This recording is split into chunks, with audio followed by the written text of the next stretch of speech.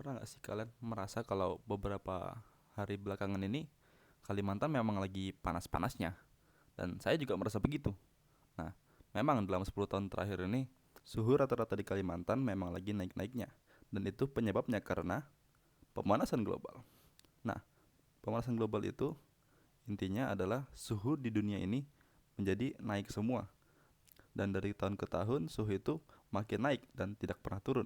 Nah, dalam 10 tahun terakhir, Kalimantan Timur ini mengalami peningkatan kejadian kebakaran hutan dan lahan. Nah, kebakaran hutan ini bukan hanya bencana musiman, tetapi telah menjadi salah satu penyumbang terbesar gas rumah kaca yang mempercepat pemanasan global itu sendiri.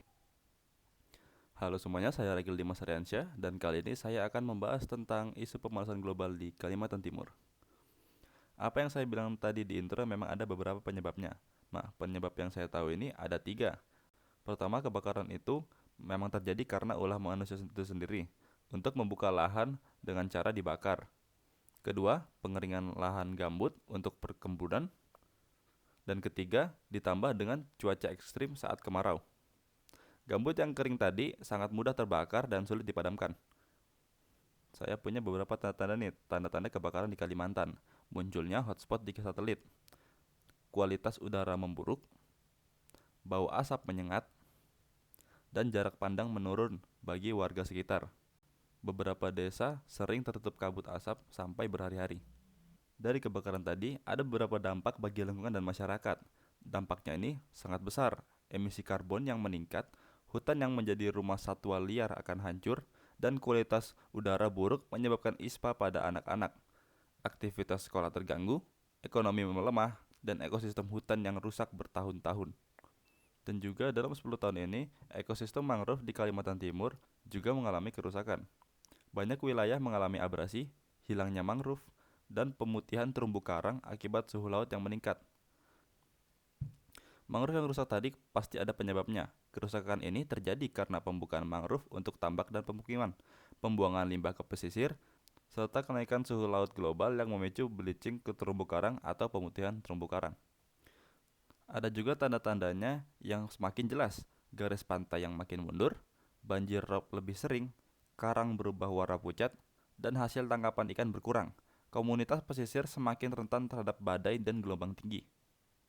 Tadi memang saya sudah sebutkan beberapa dampak bagi lingkungan dan masyarakat, tetapi akan saya sebutkan lebih hanya untuk memberitahu kalian seberapa parah dampak pemanasan global dan efek gas rumah kaca yang semakin meningkat ini. Pertama, ada kerusakan mangrove menyebabkan abrasi parah. Kedua, hilangnya tempat berkembang ikan. Ketiga, pendapatan nelayan menurun. Terumbu karang yang rusak membuat pariwisata laut terancam. Peningkatan suhu laut juga mempercepat perubahan iklim secara global. Nah, terus kita sebagai pelajar di Kalimantan Timur, apa yang bisa kita lakukan? Nah, solusi yang bisa kita lakukan adalah menanam dan merawat pohon atau mangrove bersama sekolah atau komunitas. Jadi, jika ada ajakan untuk menanam atau merawat pohon, sebaiknya kalian ikut. Kedua, mengurangi sampah dan plastik serta mengikuti aksi bersih pantai. Jadi, kalau misalnya ada kegiatan gotong royong, sebaiknya kalian ikut bersih-bersih wilayah sekitar daerah kalian. Ketiga, tidak melakukan pembakaran sampah dan mengajak warga sekitar menghindari pembakaran lahan. Keempat, menghemat listrik seperti AC, lampu, atau charger untuk mengurangi emisi karbon. Kelima, edukasi teman dan keluarga tentang bahayanya pemanasan global. Keenam, menggunakan transportasi ramah lingkungan seperti sepeda atau jalan kaki jika memungkinkan.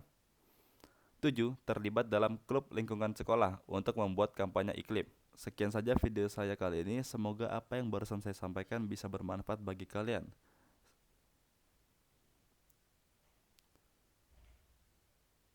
See ya in the next video.